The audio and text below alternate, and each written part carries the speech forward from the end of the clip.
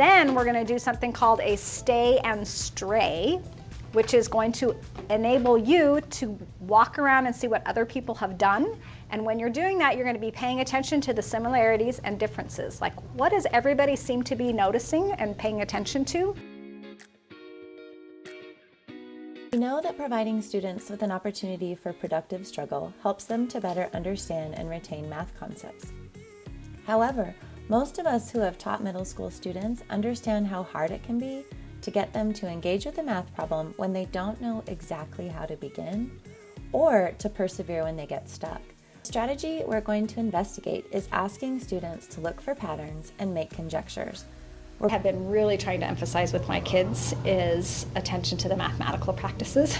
So I go over and I point at, are we doing the same thing over and over? And what is the underlying structure? Because if you can recognize and kind of discern from multiple incidences of the exact same process, and you can extract the process out and you can recognize that pattern, then you can tackle new problems by applying that structure.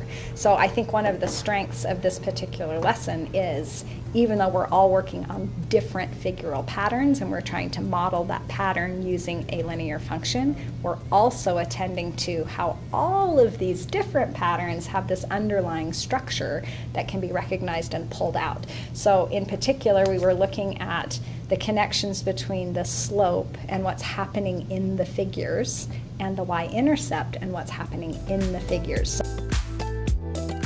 To utilize SOS 3, Tasha engaged her students in several figural pattern tasks. Each small group received a different pattern. Students were asked to make a poster that included the table, graph, and equation for their figural pattern. They were provided explicit examples and 20 minutes to complete the task. Then, students engaged in a stay and stray protocol to examine connections across the range of figural patterns.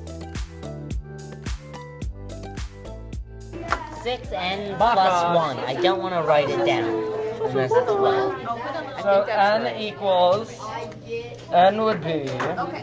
You better. This one. That's this one. 6n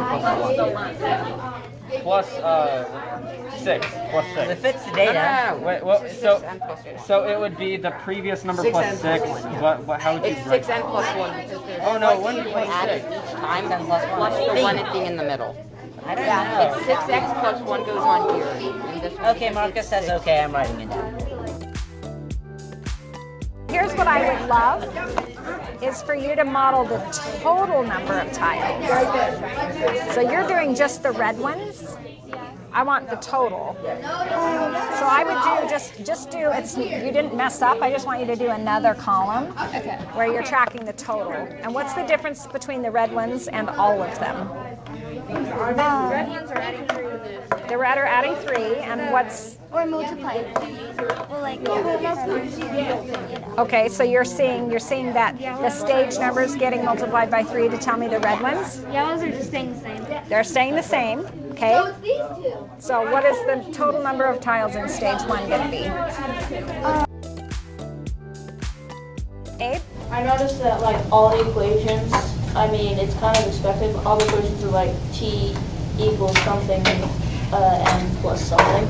But all the equations every time, the number that you were multiplying n by was also the amount that you were adding by. Ours was t equals 4n plus 4, but then there was also another one with t equals 6n plus 6 and t equals 2n plus 2.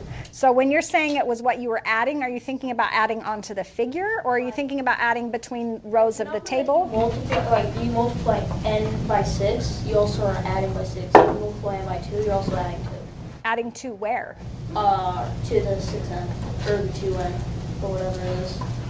So somebody add on to what Abe is saying. I was like, So did everybody hear what he said?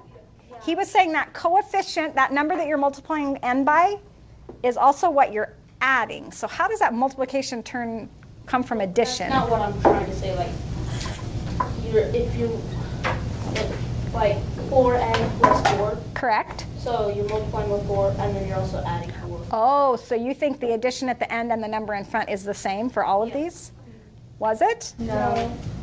I think it was for yours. It was for the exemplar. I'm not sure that was what it was for all of them. Oh, wow. Okay. I didn't realize that. Yes? I'm just saying for art, well, I have like two things. One, our group is 6N plus 1, so it's not the same for each one, so A probably didn't get art. So we saw some consistency of language, which is awesome. And here's what kind of stinks, is that the bell is going to ring in a minute. So I would like you to put your markers into the buckets. Take the paper, and then we will put up the posters on this wall.